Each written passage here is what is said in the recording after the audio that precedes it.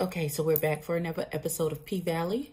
Let's get into it. Ain't it obvious? I just got the check for depositing. $750 for the sound wave to get it processed. Won't stop till that shit weighing down my pockets. My main things to my main thing. She a blossom. When she eats the pain with the brain, she a doctor. She open up anything thicker than the plot gets. Swear that shit is awesome. Sight for the optics. Young nigga on top. Nike's all I'm rocking, so that all they see is checks from where the head to where the socks fit. No logo on the bifocal, flicking no roach tips. Won't even show my face until all the shows booked. Need the cash in advance, leave them all social. I'm the guy they chosen. Rise up like the rose and put them on a poster. All the way up in the sky where the stars posted. Sip it on that rose, I put it down on coasters. Stack francs from the waves till I own the ocean. More praises for the sayings, let it all soak in. They like, hey, that shit is flame, bitch, I know I rode it. Going tight. Hey everybody, welcome back to my channel. This is EBBIE with EBBIE Reviews, and this is going to be my review for P-Valley episode 2, Scars. Okay, so we're back. We start back in the cloud room, where two of the dance, Mercedes and this other girl named Keisha, are doing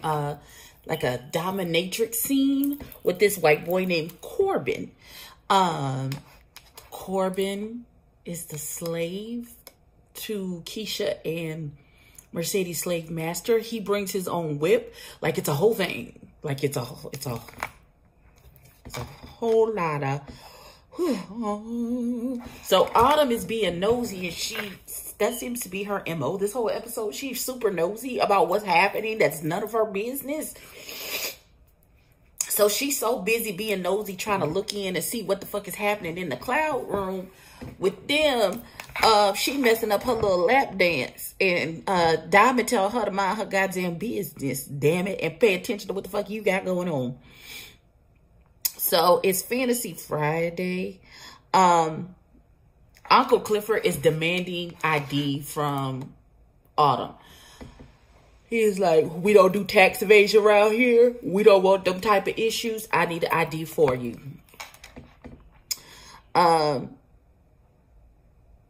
Mercedes is still giving Autumn a hard time, still hazing her and making fun of her and stuff, and trying to figure out why is she going into the bathroom to change. I think it's because there's a scar or something on her hip or something. That may be an identifying mark on her body if somebody should come asking about her. She's also got a gun in her bag, and she looks to be like an alcoholic. It's like, girl, what's going on? Plus, there's two girls in the next stall next to her making out. There's a lot going on in that little nasty bathroom. So, a fight breaks out outside in the line with the Latino people. I'm not exactly sure what's happening there or what's going on, but I'm sure that story will come into play eventually. But something's going on. So, Big L, who is the guy who counts all the money, he's the straight guy to Uncle Clifford. That they not bringing in enough money.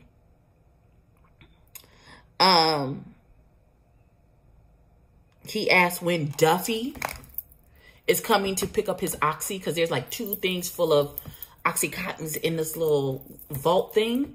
And he says it should be this week because it is it's costly. He's having a hard time because of the flood getting up the back roads to come pick it up. Now, Big L has opened a piece of the mail, of Uncle Clifford's mail, and it shows that they got 30 days to pay or they're going to have to get out. And they owe almost $56,000. How did it get that far back past due? I do not know. But they owe $56,000. He got to come up with $56,000 in the next 30 days, or they're going to be put out. So Big L is begging him. He's like, you need to make this right. You need to fix it. He's like, I got 2 felonies. So I don't have anywhere else to go. This is the only place I got, you know, that'll give me a job. So this is not just for you. It's for everybody here. We need you to fix it. So Uncle Clifford gets in his car and, you know, he's just overwhelmed. And he pulls his visor down, and there's a CD in it, and it's from Lil Murder. And he looks up, and Lil Murder is sitting in his back seat. And he's like, how the hell did you get in my car? Baby, that's my question. How the fuck I'm not sure it was unlocked. Listen, And he mad he didn't get his song played. And he was like, I'm sorry, the song is garbage. You know, go back and dust yourself off and try again. Try again.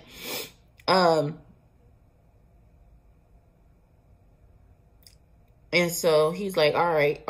So he disappears. And he was like, he talked to Uncle Clifford about Uncle Clifford not sleeping with him. And he was like, Lil Murda's going to get into Uncle Clifford's pants. I can feel it coming. I can feel it. Like, that's going to turn into a whole situation. That's going to turn into a whole thing. A whole thing. Excuse me, I'm tired.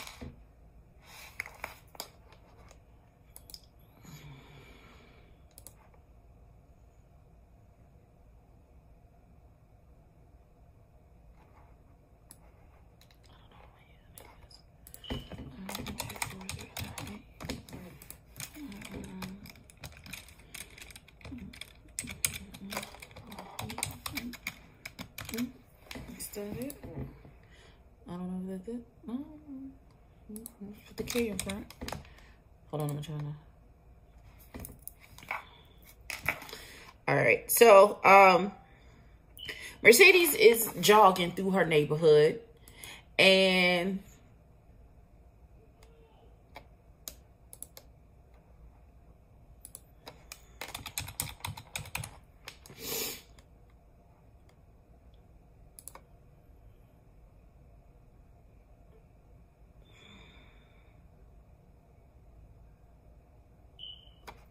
she's running through her neighborhood, talking to the neighbors, blah, blah, blah, blah, blah. And so she runs past one house where she stops running and jogs in place until he notices her come out. First of all, this big chocolate, sexy ass.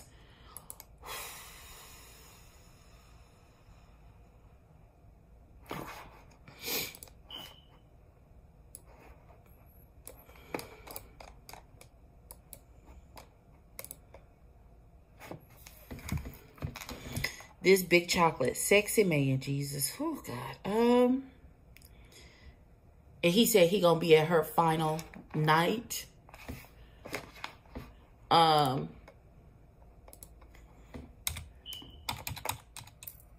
like I was saying. So Mercedes talking to this beautiful chocolate man. He says he's gonna come to her finale evening situation, and she was like, how, you got an ankle bracelet on? He was like, don't worry about that, I'm gonna get somebody to babysit my ankle bracelet till I get back. I'm gonna be there. That seemed like trouble waiting to happen, but for him, oh Jesus. So Mercedes' mama is calling her, harassing her about her ties, putting more money in the church and cutting the fool, and that I'm assuming he's the pastor of the church, is dangling an opportunity for her to preach instead of just sing. And from the pulpit, if she gets her daughter to put more money in the church, I feel like the pastor's stealing all the money and the mama is trying to run after the pastor dick. So she's doing everything and she blinded. And I feel like there's something else going on, and I don't like it. I don't like it at all. So Autumn is at a payphone doing checks on all of the IDs that she gathered, I guess, in her journey to get to where she is. And she's checking the IDs against FEMA to see if that name has been checked in as a person body who's been found and they've been declared dead. And so Lakeisha Savage ID is the one that has not been, that nobody knows where she is. Nobody says claimed her. She's been dead. Nobody has been claimed as hers. So she uses that ID.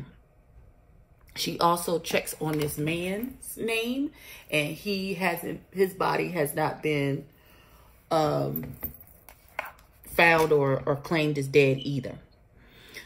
So we get Andre looking at pics of the Pank to add to his presentation as a location for a casino/resort. Andre is standing in a cotton field taking pictures of the land when this white man said, did you want to pick some?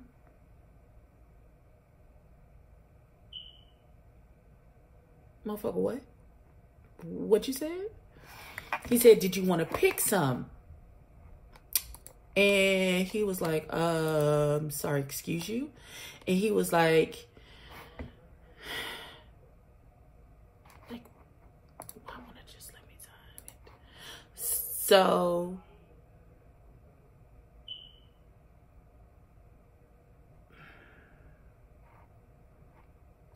he says to, he says to,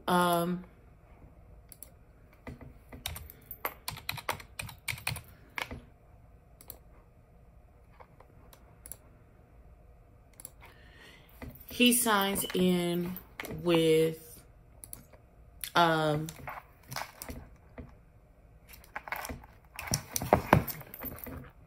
having a brain fart. He didn't sign in with anything. He tells the man, he's like, no, I don't want to pick any cotton. He was like, yeah, well, most people who come by, when they come by, they ask if they can pick some of the cotton and take it as a souvenir. He's like, it's way better than the actual pictures. And he was like, yeah, no, that's not what I am. And so him and his brother, these two white boys, signed the whatever paperwork that Andre needs them to sign to sign the land over to him. And it's like, well, our third brother isn't answering our calls. And he said he's not coming because he's not going to sign the paperwork. And it turns out that the third brother is Corbin. The Corbin that was getting with the master fantasies in the beginning. So, and they need his, and Andre says he needs all three signatures in order for to make this work. So Uncle Clifford is having a fundraiser down to the bank where it is a car wash.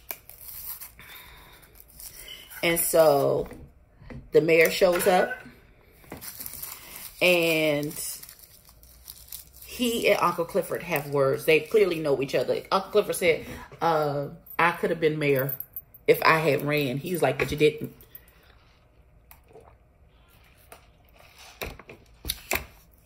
And they get into it again about the mayor not allowing liquor in the bar with titties. And he was like, no tequila and titties. I don't understand why he's stuck on that one point.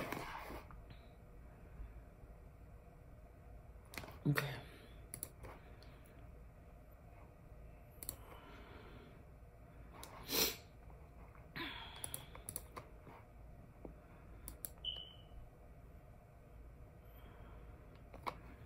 And so they come to kind of a gentleman's agreement. They take some pictures together and all of that. So Mercedes and Autumn are washing the mayor's car. So there's some type of leather cleaner for the seats. And Autumn has it, a bottle of it. And Mercedes says, is there any left in that bottle? And she's like, no. And she goes out to get some more and leave Autumn in the car cleaning the back seat. And then somebody starts to watch the outside of the car. And you know how it gets dark when all the soap covers the windows. She starts having a flashback and a panic attack and of being stuck in a car inside the water, and she can't get out, and she freaks out. The back door won't open, and she crawls into the front seat and can't get the door open. And so she goes out she gets the moonroof open, and water starts pouring in because, of course, they're washing down the car. And she climbs out of the window, and she's like crying and hysterical, and Uncle Clifford has to get her. And she's blaming Mercedes, talking about Mercedes locked her into the car on purpose when she didn't. The child lock was on the car. So that's why she couldn't get the back door open. And Uncle Clifford makes Mercedes take her home. Because, you know, she's no more good at that point. When I say this lemonade from Chick-fil-A is made by Jesus. So,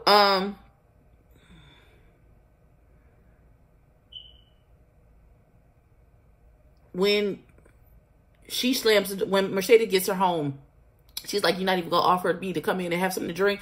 And she was like, nope. And she was like, get some curtains, because her windows are covered in newspaper instead of actual curtains or Venetian blinds or nothing.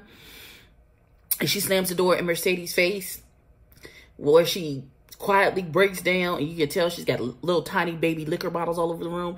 And her phone has been in rights this whole time, and it finally dries out enough to come back on, and she sees pictures of her daughter and also the pictures, I assume, of her husband, who she ran away from, who was whooping her ass. So then we see her, I think she was at some kind of laundromat where they had computers hooked up to the internet. That didn't make no fucking sense, but okay, fine. And she transfers some money, $9,000. She makes a transfer. I think that's going to be the red bell that alerts her husband to where she is, so he can come over and finish killing her or whatever.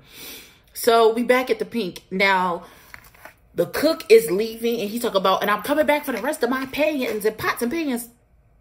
And Uncle Clifford he's clearly thrown, because, you know, food is part of the money coming into the club. And if the cook is gone, then what? And he was like, but nobody liked your wings, anyone. They gave everybody gas, blah, blah, blah, blah, blah. And so it's a whole big thing. And Uncle Clifford is like almost in tears. And Mercedes has to throw one of his rules back in his rule number 24.5. There ain't no crying in the Pink. And he was like, you're right. You're right. And he gathers himself and gets himself together. So him and Big L are in the kitchen trying to fill in for the cook and fry some wings when Lil Murder comes in and with a new song. And he was like, and Uncle Clifford gives him some more constructive criticism.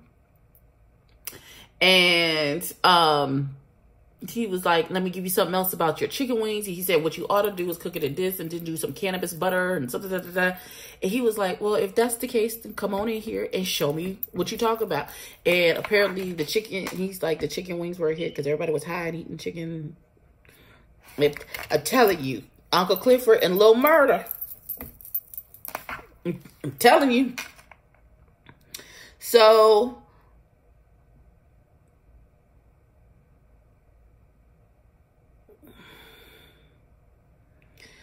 okay, so Corbin and Andre goes to the Pink to look for Corbin.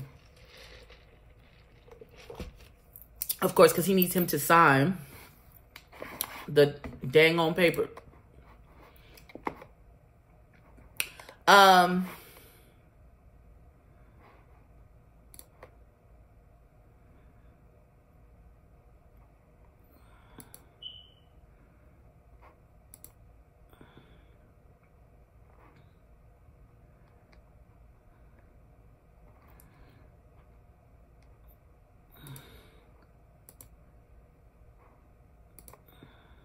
see.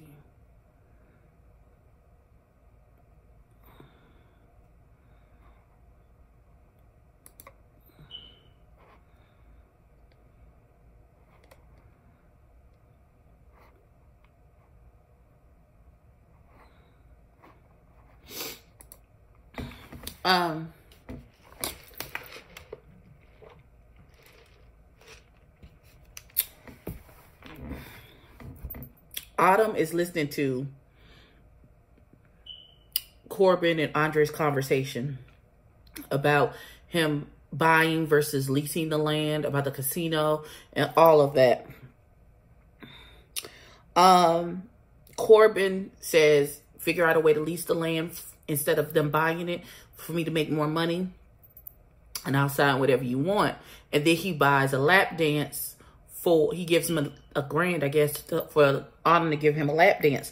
But before that happened, Mercedes tried to cock block between Andre and Autumn so she could get the money. She is ruthless and cutthroat. So Andre and Autumn have this conversation. They have this little lap dance. There's clearly sexual tension. He gives her his card so they can talk later. Blase bloom. She then comes. First of all, we find out Andre is married. That's the first thing, because he's on the phone with his wife later on that evening. when Autumn calls. And so he hangs up on his wife. And then they proceed to have phone sex. I believe I was literally too young to watch this. I believe Andre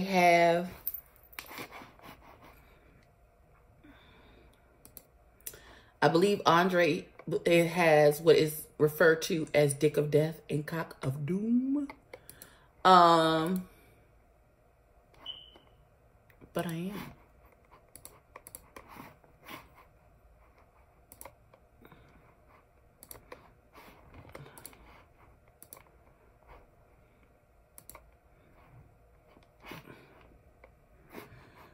Okay, hold on. Child, when I say